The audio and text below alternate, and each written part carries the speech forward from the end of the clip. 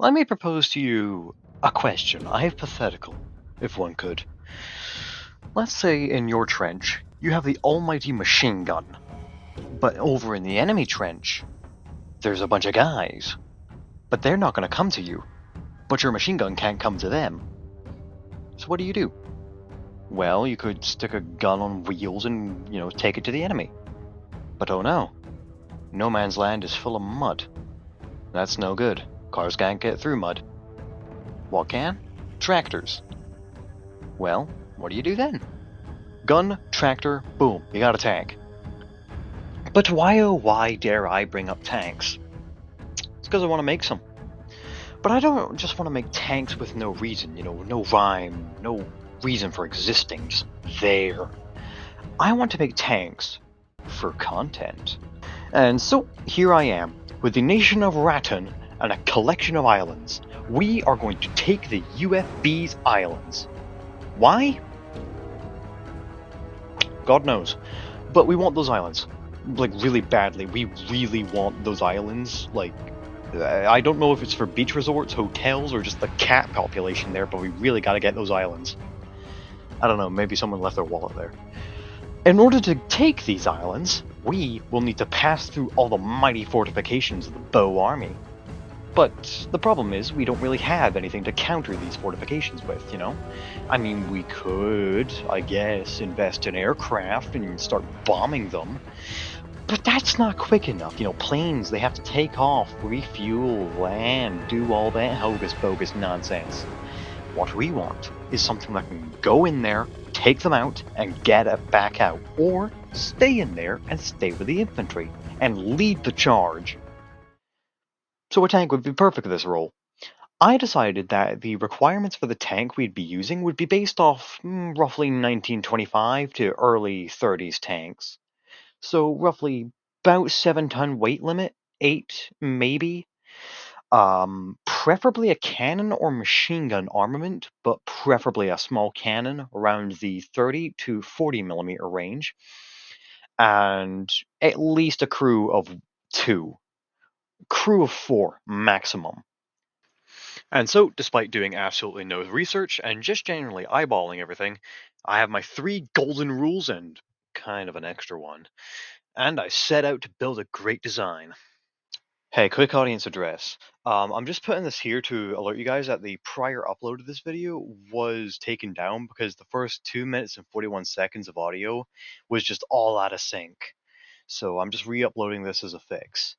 I wanted to upload this section earlier as a funnier bit, but unfortunately Clipchamp wouldn't do it without breaking the whole thing, so I have to settle for this instead. Sorry, fellas.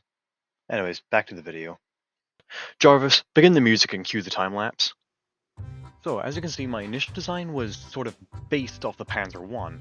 It's one of the designs I took massive inspiration from when first building. The engine, as you can see, was a 4-liter V4. I initially wanted to do an inline, but that's not possible in Sprocket right now.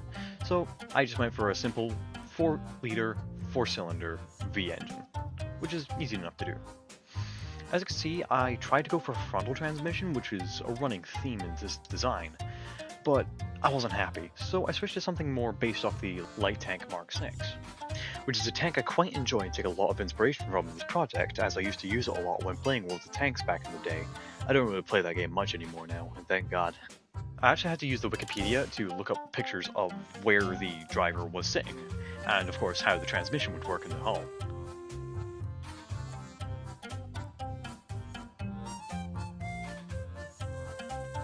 The Light Tank Mark 6. It actually doesn't have a rear idler, because it goes entirely just through the suspension. I wanted to recreate that in Sprocket, but sadly that just didn't have the effect I wanted, as the track would just clip through the suspension, and if I put it back too much, that would just look weird. So eventually I just decided to use a Sprocket anyways, and just ignore it. I ended up mounting the Sprocket quite far back to help it get over trenches, because I feared that it could constantly get stuck on the trench.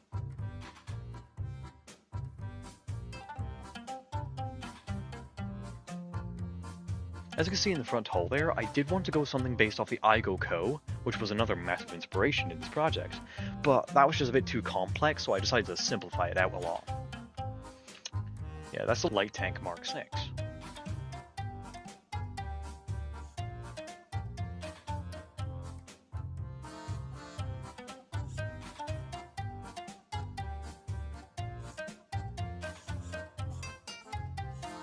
I actually did quite a bit of research on tanks of this era, my research being War Thunder, and I decided to give it a 35mm gun. Not the smallest gun I could have given it. There are tanks with smaller guns out there, but I decided that between a machine gun and a cannon, the cannon really was the better choice. So I eventually ended up scrapping it, however, as I just wasn't happy with the design, and it was just too light tank Mark V looking. I wanted something a bit more Asian, so to speak. So I decided to recreate the transmission and engine arrangement. I of course moved the engine up the back for better weight distribution and of course less space up the front. This would end up becoming part of the finalized design.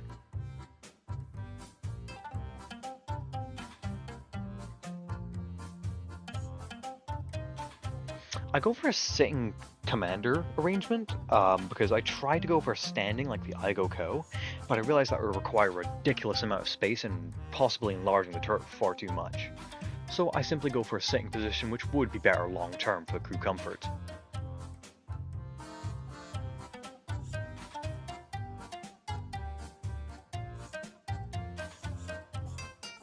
Of course, I ended up giving a case around the transmission to protect it better, and of course simply for more detail, as it was just being naked just didn't feel right to me.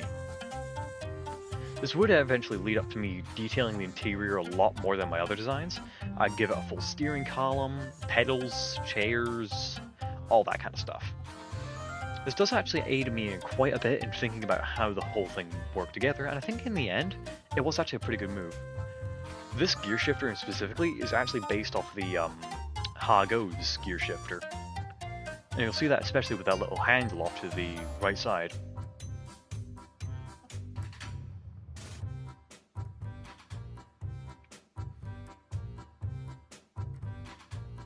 Pedals are actually thankfully quite easy to make in Sprocket, at least simplified versions, because they are just squares that are extended out on the Z-axis. So I just duplicate that a couple times, get it all right looking.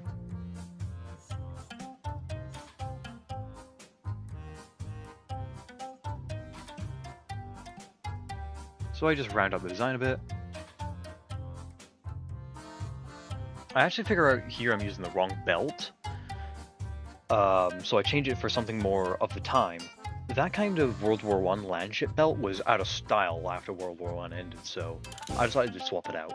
I decided to go for a loose tension belt, as that felt more realistic to me, but I actually did end up looking up why some tanks have lower tension. Simply because, well, you don't need high tension all the time, and it can actually cause wear. Here I am just seeing if the driver will fit through the hatch, as he could use it as a second escape hatch in case the top one becomes unavailable. Because in certain positions, the turret could go over the hatch. I actually recommend using factory hooks and regular handles and such as hinges, because it looks quite good from a distance, and of course is more greebling in detail. I go for a riveted construction, as a riveted construction for a vehicle of the era would make the most sense. It was the cheapest and easiest to do, especially with certain infrastructures, as it was pre-established by the time, using steam engines and using existing facilities.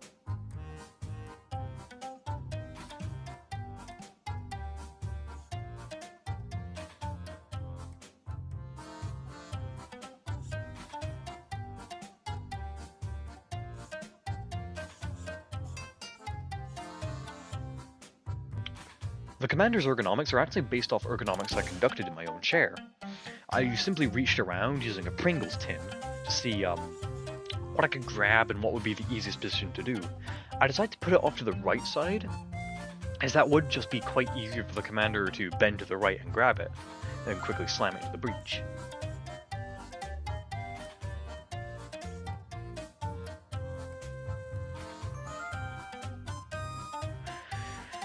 I wasn't sure initially what I wanted the turret to look like. I tried to round it out, kind of like my inspiration, the Hago and 6-tonner.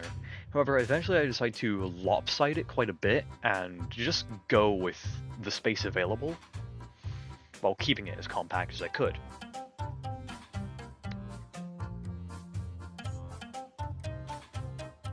So I ended up reconstructing and simplifying out a lot of the turret faces, just making it a lot easier to do in simplified. I give the commander this little bit up the top, which is based off the Vickers Medium Mark 1, as while I wasn't sure at the time what it was, I decided, hey, looks cool, let's add it.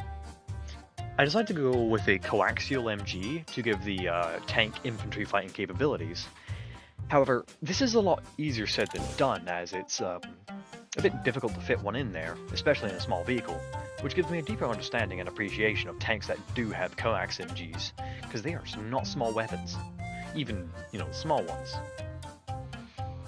Because I actually had to figure out quite a bit where the magazine would sit, how it would fit, and all that stuff. I actually did the math to see if I could get the clip to be the right size for the Hotchkiss. The Hotchkiss was a time-appropriate weapon, and of course, at certain angles, I had to limit the gun to 8 degrees elevation, because while I could have gone for way more, that would limit the reloading of the machine gun in certain angles, so I had to limit it, just so the gunner couldn't block himself from reloading.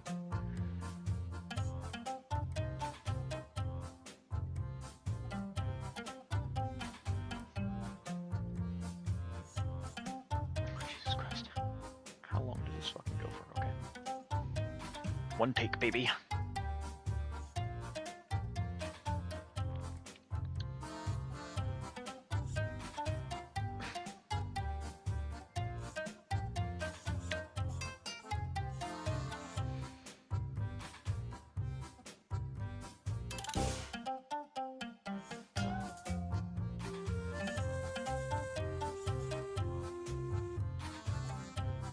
After remembering a scene from Fury, I remembered, oh wait, how is the gunner going to fire his cannon?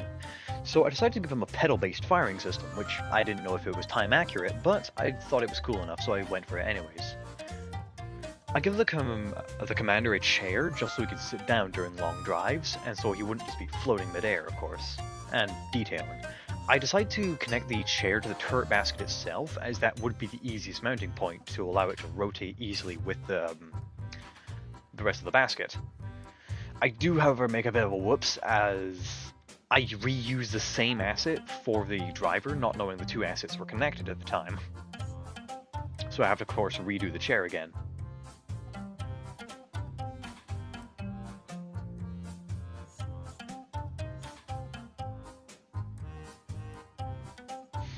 I give the commander footrests, so during long drives, or during fatigue, he wouldn't accidentally press his feet down on the pedals and blow a car up or something. I gave him a side escape hatch, as I figured while the top one did work, in cases where the top one couldn't be used or the vehicle had flipped or whatever, the side escape hatch would be a perfect option. I decided to make a swing up, as holding it down via gravity was simply the easiest option.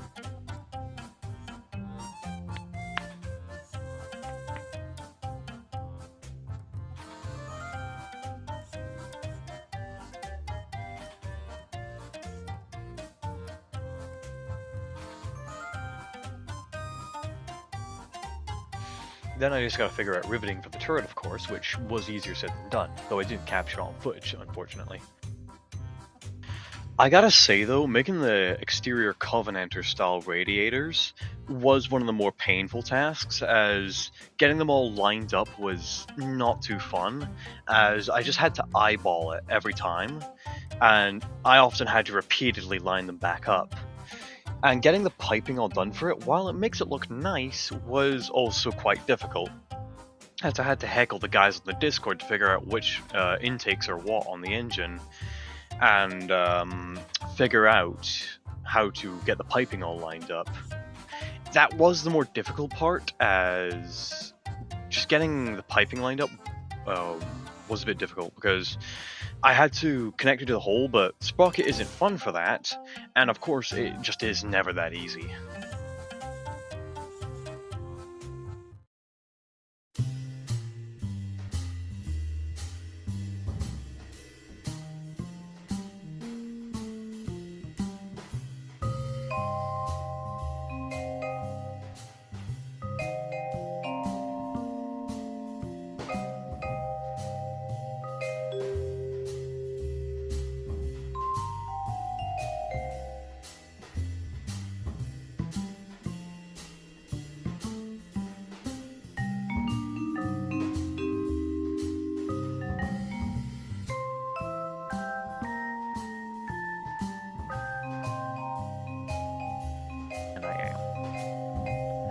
So there I am, just figuring out the fuel tank system.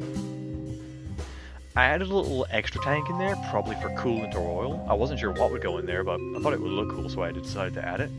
Of course, the air intake had to get hooked up as well to the actual air intake of the engine. I realized I forgot to add this when recording, but I based the air intake off the BF-109G2 Trop, mainly because I flew it so much in War Thunder that air intake is just kind of a permanent fixture of the BF-109 in my mind. But I also added it because I think it would add a little diesel punk flair, while also being a good air filter for some tropical settings, because of the amount of gunk you can find in those kind of settings.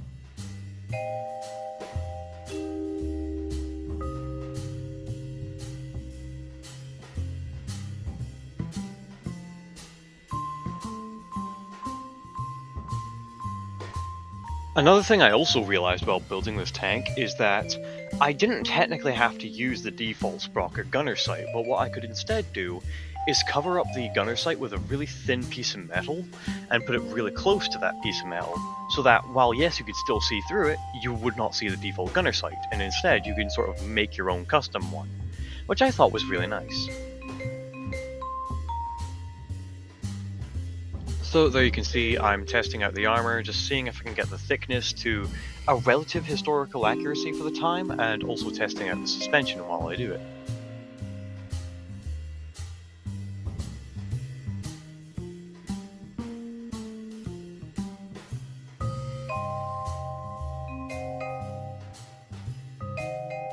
So there I am, just testing out the suspension, the dampeners and all that.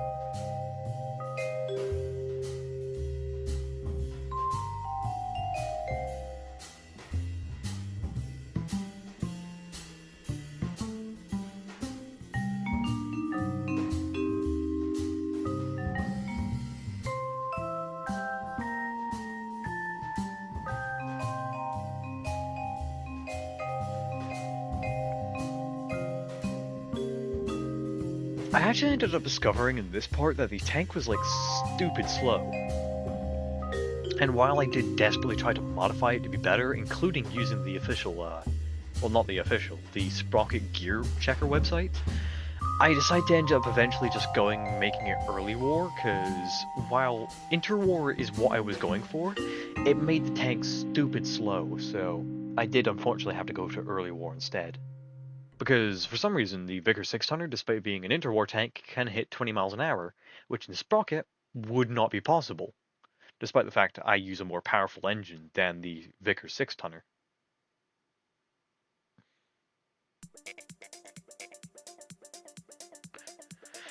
Eventually I realized I can't rely on Sprocket's rivet adder to add all the rivets for me, so I just have to manually place them. And while that seems easy, it was not easy.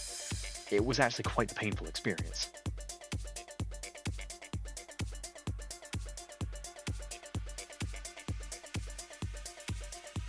It was more just a quest in tedium and making sure it all looked right.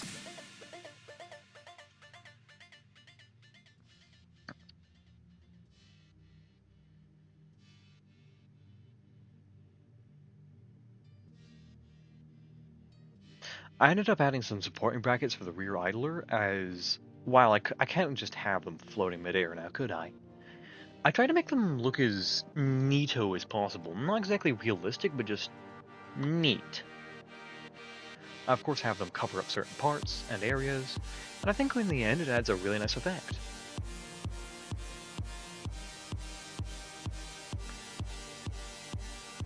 The engine deck was probably one of the worst things I had to do for this tank, as I couldn't just do a prefab one, no.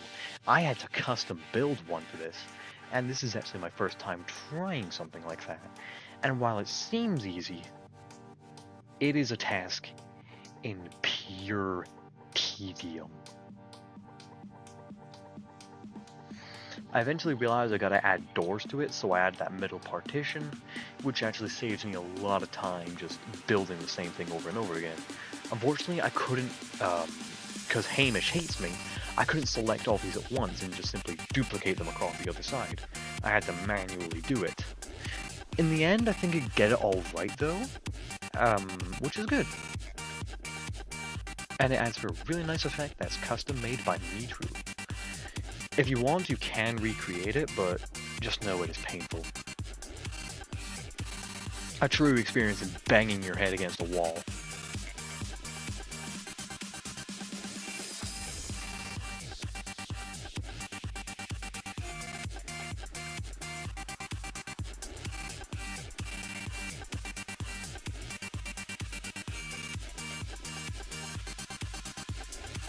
So of course I just flesh out the transfer case, make sure it's all connected to the sides and such. I actually do end up giving it fenders, as I wanted somewhere to mount headlights, of course, and to cover up the tracks, so they're not just naked and hanging out there. However, this was a lot easier said than done. I initially wanted to see if I could just use these repeatedly, but then I realized their mounting on the rear side would just not be possible.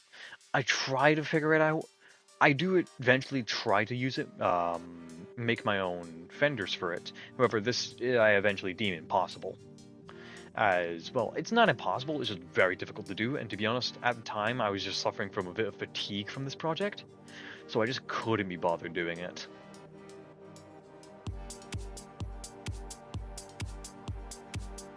So I eventually end up leaving the rear tracks to just without fenders, as, well, it wouldn't impact too much. I decided to add little areas where the crew could keep extra track links if need be, and of course, have the crew stored extra wheels on the side. I ended up giving these sticks onto the fenders, so the, wheels wouldn't just be freely hanging on, they would actually have somewhere to, get stuck on. I eventually realized though the crew needs somewhere to store all their boxes and such, carry all their gear, so I ended up adding stowage boxes onto the fenders and sides. That would be bolted onto the side, I presume. I tried to go headlights at the front, but I realized that that would just not be as easy, so I take this part from the air intake system and use them to build headlights. However, this ended up creating a headlight on the rear, but I would fix that later.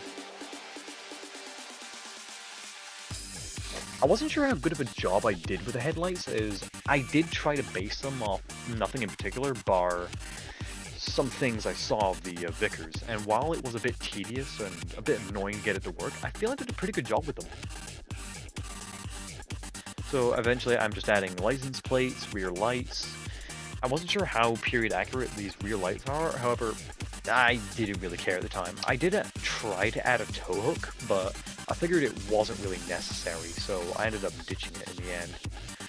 If you want to tow something, just use the factory hooks.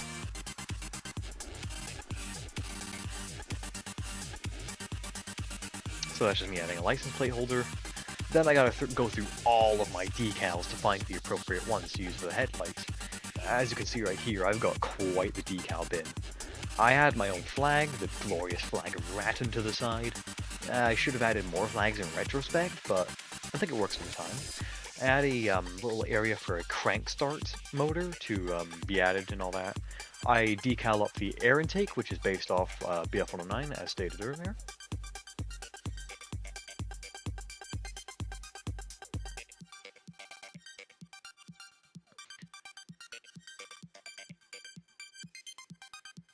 Getting the headlights done properly was a bit of a chore, but I feel I got them done pretty well in the end. I eventually have to search for a headlights. I added that sticker on the back just for some greeveling, as while I know it isn't period accurate, I put it on in there anyways, because, well, just to tell the crew that's gas, and I didn't exactly have a decal for gas warning. I, of course, add a little hole for the optic on the front, and I ended up adding some, and added a bunch of weathering on the side, just to make it sure it was all right looking. I of course had to make sure the dirt was lined up and all that, but I couldn't really see that well because of the lack of light, so I had to drive it up the ramp. I dirty up the air intake a little, just for some greeble's sake, just to make it sure like it had been worn up and used. I of course do the same for the radiators. I had a sense of black to them, so it wouldn't just be ending at the base, it would actually feel like it looked directly into the engine compartment. I of course add some soot to the gun barrels just to make sure they had been like properly shot through, and of course some extra detailing here and there. Just some little readable things, details and Easter eggs and all that.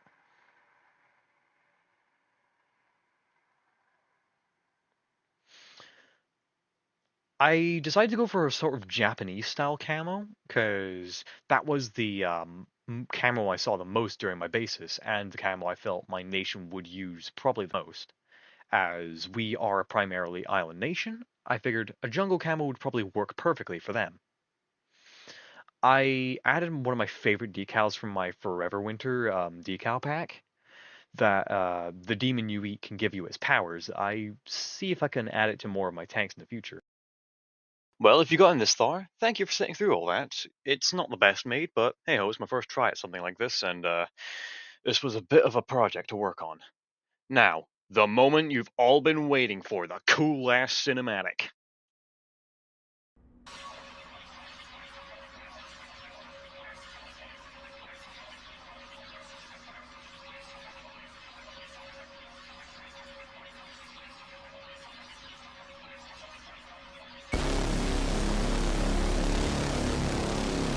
Give it some throttle!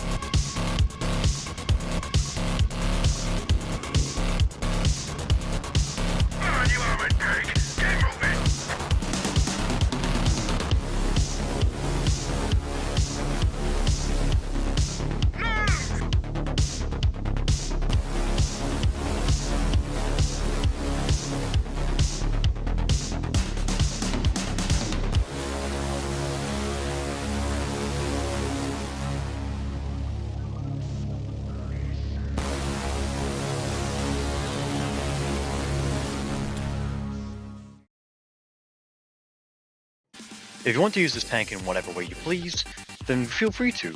It's in the Sprocket Discord, in the Blueprint sharing channel, and in Messier82's Discord. Have a nice day, and like, please.